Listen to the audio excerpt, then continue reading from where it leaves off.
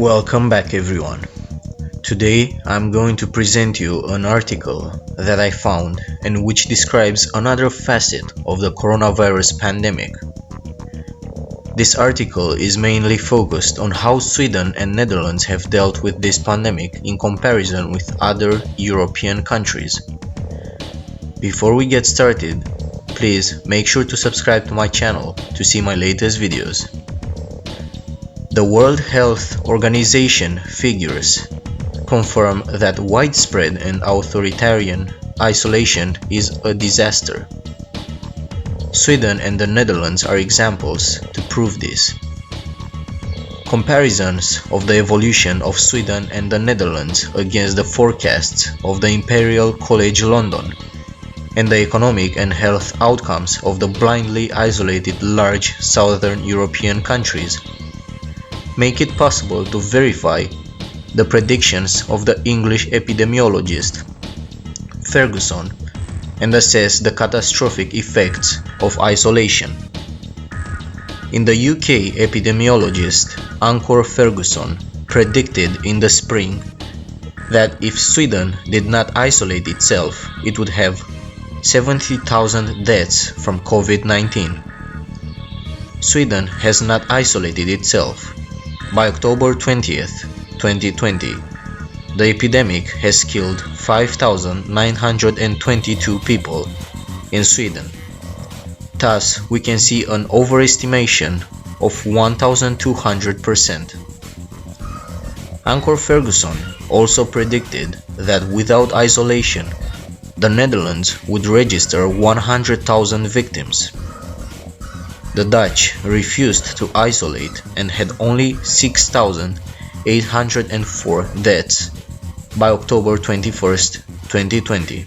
Again, an overestimation of 1,400%.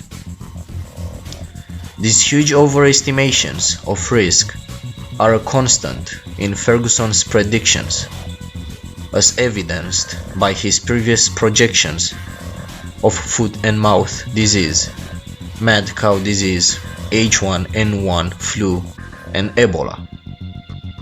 He predicted that if Belgium used isolation, it would limit the number of its victims to 3,300 by May 7th, 2020. Belgium was more severely isolated than France, for example, and had 8,339 deaths on May 7th. As of October 18th, Belgium is the European country with the highest mortality rate attributed to COVID-19, 10,413 deaths, a mortality of 897 people per million inhabitants.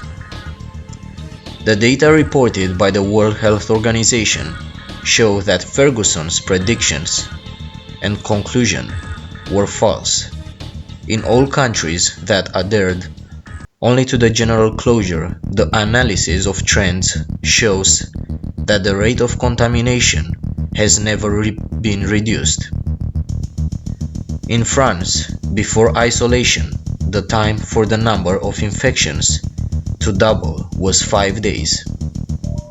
After March 17th, 2020, for 18 days it remained perfectly stable. As the incubation time of the disease is 5 days, if the isolation had been effective, a slowdown of the epidemic on day 8 to 10 should have occurred, which was not the case. Only after 18 days did the number of contaminations decrease. At the same time as it decreased in other neighboring countries, regardless of whether they imposed isolation or not. A comparison between the beginning of the epidemics in Belgium and the Netherlands even shows that the Belgian isolation significantly accelerated and aggravated the epidemic.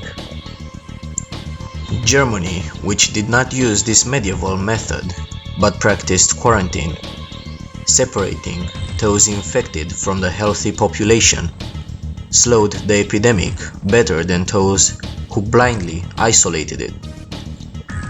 In medicine, a treatment or health measure should never be decided considering only its potential benefits on the disease, but should also consider the complications that may occur in a benefit-risks balance. When public health officials ordered people to stay home, they only talked about the benefits they hoped for. And I quote, "By avoiding contact, we would slow the spread of the coronavirus." He should have added, "Unfortunately, the isolation will result in several thousand collateral victims due to the cessation of treatment for cancer, other chronic diseases, suicides, etc." The medical assessment of isolation will also have to consider psychological complications, psychological disorders, and suicides related to the permanent maintenance of panic by the government and the media, loss of wages and unemployment. The health record of blind isolation will worsen over time and far exceed the mortality attributed to COVID-19. Unlike European governments, Sweden examined Ferguson's report with its experts, who rejected the findings which they considered exaggerated. In April, Swedish epidemiologist Anders Tegnell told Nature magazine that the disease COVID-19, and I quote, "is not one that can be stopped or eradicated. Health authorities have simply issued recommendations to the public and to professionals in transport, restaurants, and entertainment. Schools remained open. Closing borders, nothing has a scientific basis," said Tegnell, director of the epidemic department. We looked at several countries in the European Union to see if they published an analysis of the effects of these measures before they were implemented, and we saw almost none, Tegnell said. As of October 20, 2020, the overall Swedish mortality attributed to COVID-19 is 586 people per million inhabitants, of which 50% is in nursing homes, is 11% higher than that of France, but much lower than that of Belgium, Italy, and Spain, and daily mortality in Sweden remained close to zero for 3 months, unlike many other European countries that resorted to isolation. Isolation should be a measure of last resort, the British spectator David Nabarro, head of COVID-19 at the World Health Organization, told the British magazine recently, and I quote, "Isolation has consequences that you should never minimize, that of making people poorer, much poorer. We believe it is possible to keep our economic and social life intact, with a high degree of governmental organization and popular involvement. Isolation should not be the main means of controlling the pandemic. We prefer to avoid it. We have seen the poverty rate double, and there will be twice as many children who will be malnourished because they will no longer have lunch at school." Swedish publisher Dagens Nyheter mentioned on April 21st, 2020, and I quote, "If you give up a part of democracy now, you never really know when you will get it back." On 16th of March 2020, a joint statement by independent human rights experts and other UN special rapporteurs called on states to avoid accumulating security measures in the management of the coronavirus epidemic, and recalled that the use of emergency powers should not be used to stifle dissent. Sweden, the Netherlands, as well as Taiwan, Korea, and Japan, and many other countries remind us that the democratic exercise of power is necessary for the health and economic security of people.